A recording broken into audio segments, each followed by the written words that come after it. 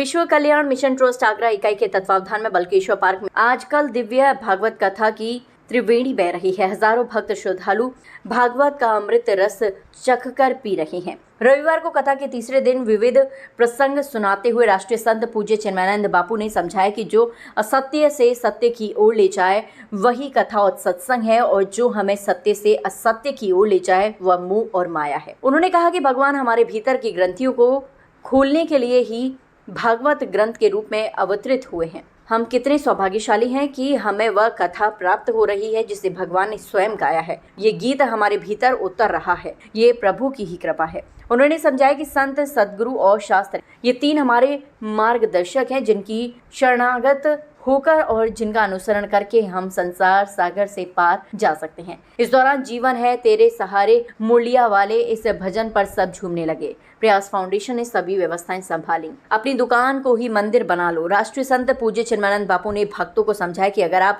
माला ना कर पाओ या कभी मंदिर में ना जा पाओ तो कोई बात नहीं, अपनी दुकान को ही मंदिर बना लो। अपने ग्राहक में ही भगवान नारायण के दर्शन करो तो फिर बेईमानी नहीं होगी, आप भगवान के साथ धोखा नहीं कर पाओगे। प्रखर समाजसेवी मुख्य संरक्षक मार्गदर्शक डॉक्टर विजय किशोर बंसल, विश्व कल्याण मैनेजिंग ट्रस्ट के मैनेजिंग ट्रस्टी समाजसेवी पार्षद मुरारी लाल गोयल पेंट वाले और ट्रस्टी सुमन गोयल ने संयुक्त रूप से भक्तों से कथा का रसपान करने की अपील करते हुए बताया कि कथा के चौथे दिन सोमवार को दोपहर 3 बजे से शाम 7 बजे तक भगवान कृष्ण के जन्मोत्सव की कथा के साथ झांकी के दर्शन होंगे। सामाजिक सरोकारों को समर्पित कथा के क्रम में राष्ट्रीय संत पूज्य चिन्मयानंद बापू के साथ विश्व कल्याण मिशन ट्रस्ट से जुड़े सभी पदाधिकारियों ने पार्वती घाट पर पहुंचकर मां यमुना की आरती उतारी। पूज्य बापू ने सभी को मां यमुना की स्वच्छता और उसकी धारा को निर्मल बनाए रखने का संदेश दिया। ये रहे आरती में शामिल मुख्य यजमान सुगंधी परिवार से विनीता सुगंधी, गोविंद सुगंधी, अमित सुगंधी, हिमांशु सुगंधी, आशीष सुगंधी, कशी सुगंधी, तीरथ कुशवाहा, विनोद गोयल सेवला, जागृति मित्तल, पूर्विका बंसल, प्रतीक बंसल, नेहा गोयल, उपमा गुप्ता, प्रयास फाउंडेशन के अध्यक्ष कृष्ण कुमार अग्रवाल, गुड्डू, रिंकी अग्रवाल, रवि गुप्ता, अतुल गर्ग, मनराज मित्तल, आशीष सिंगल, अनूप अग्रवाल, डॉक्टर राधेश्याम, अनिल गुप्ता, अपर्ण गुप्ता, अंकुर गर्ग, मनीष बंसल और शशांक गुप्ता प्रमुख रूप से आरती में शामिल रहे। यहाँ तो वृंदावन बना हुआ है। ऐसा रस बापू की कृपा से, बाबा बल्केश्वर नाथ की कृपा से, बिहारी जी की कृपा से ऐसी अमृत वर्षा हो रही है। आज तृतीय दिवस पर भी पूरा पंडाल, हजारों की संख्या में माताएं, भक्त, बहनें, बुजुर्ग, कोई आयु सीमा नहीं है।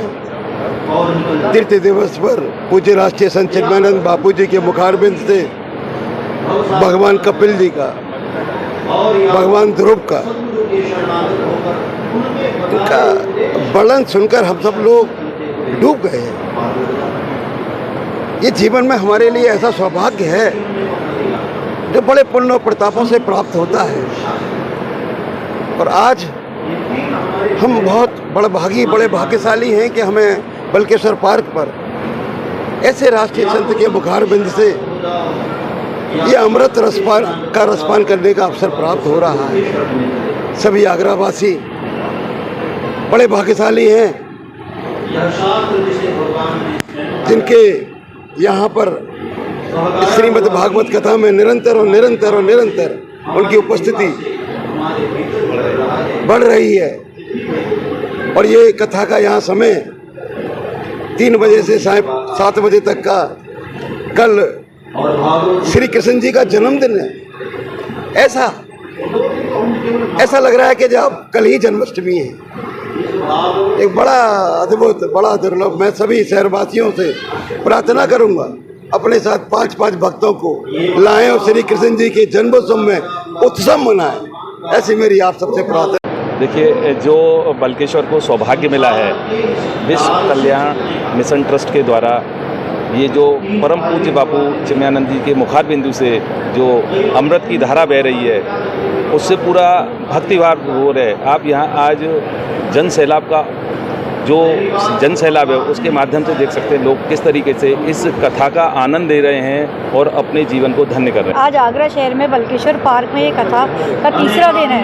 श्री भगवत कथा का आयोजन हुआ है। बहुत विशाल रूप से हो रहा है आयोजन, और सभी भक्ताएं और इसी भक्त और इस कथा का खूब लाभ उठाएं। यहाँ पर आकर मैं तो यही कहूँगी कि इतने बड़े राष्ट्रीय गुरु जो आज ये भागवत कथा का ज्ञान दे रहे हैं, सब भक्त झूम रहे हैं, नाच रहे हैं, बहुत ही अच्छा आनंदित माहौल है यहाँ पर। सामाजिक तौर पर क्या सीखने को मिल रहा है यहाँ पर इतना ज्ञान का सागर है कि ज्ञान धर्म का इतना सागर है कि सब आकर उसमें डुबकी लगाएं।